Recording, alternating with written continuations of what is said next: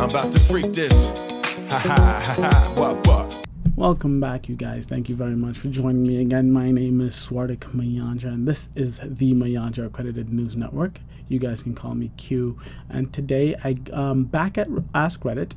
And today we are going to find out from the nurses, the doctors, all the healthcare workers, what situations they have been in where a patient comes in unaware of the very, very serious situation they are in.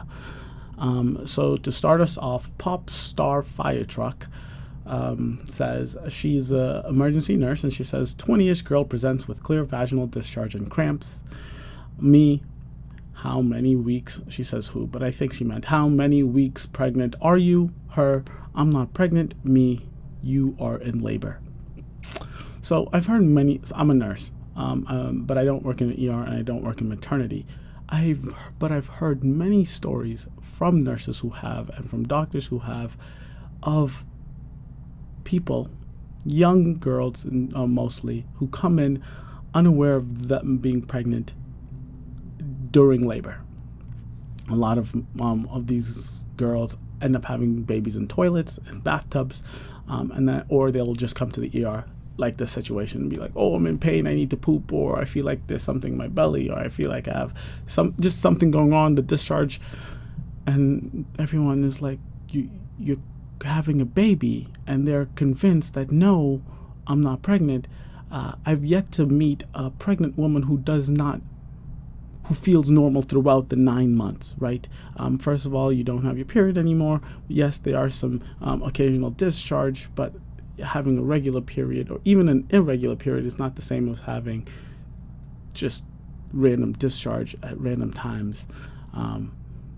But that aside, all the signs, the symptoms, the side effects, the pain, the non-sleepiness, the hot flashes, the pregnancy, how do you not know?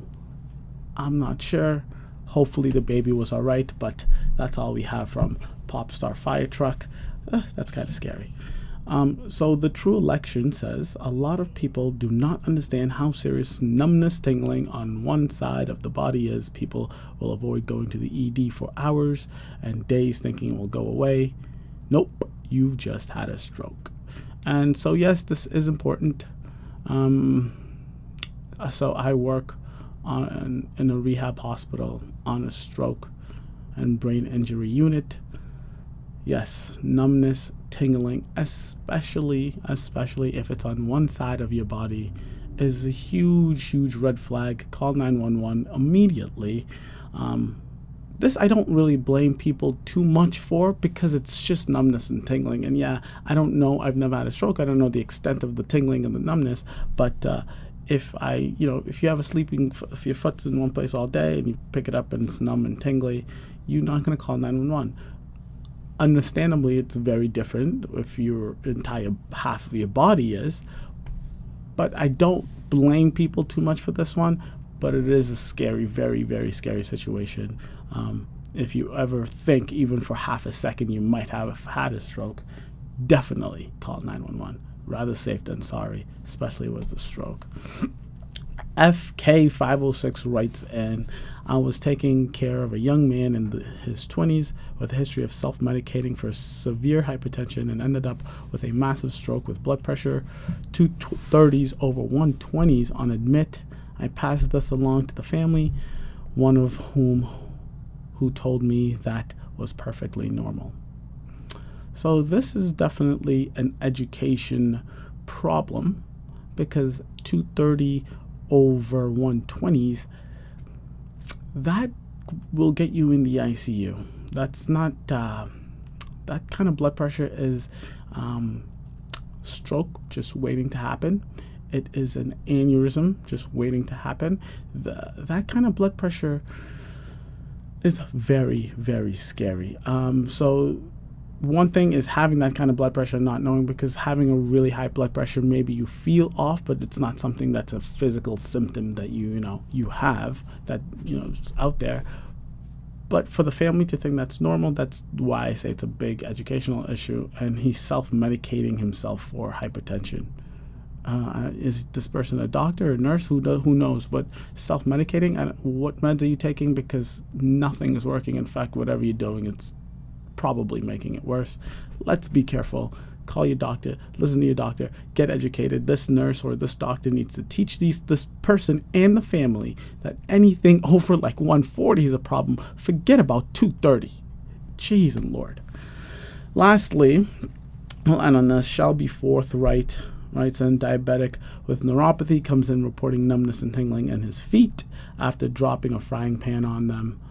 On top of the 2nd and 3rd degree burns on both his feet, he also had a pressure ulcer on his heel that went all the way down to the bone that he had no idea about.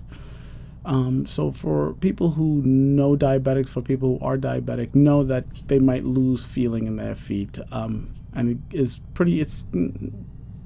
it can be dangerous. You know, you can bump your foot. You won't tell if it's bleeding or not unless you see it. You can burn your foot. So like the dropping of the fry pan, that's one thing. But the pressure ulcer on his heel, that's super scary.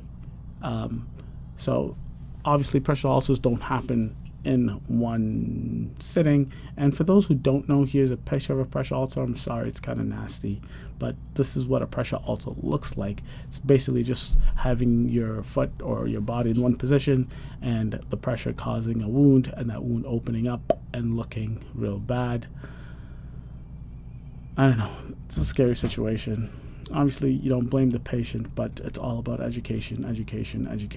Those out there, let me know. For those nurses, doctors, anyone in healthcare, even if you just know someone or a serious story, let me know in the comment section below. For me personally, I think I've only been a nurse for a short time, and I work at a rehab hospital, so no one's coming in with immediate problems.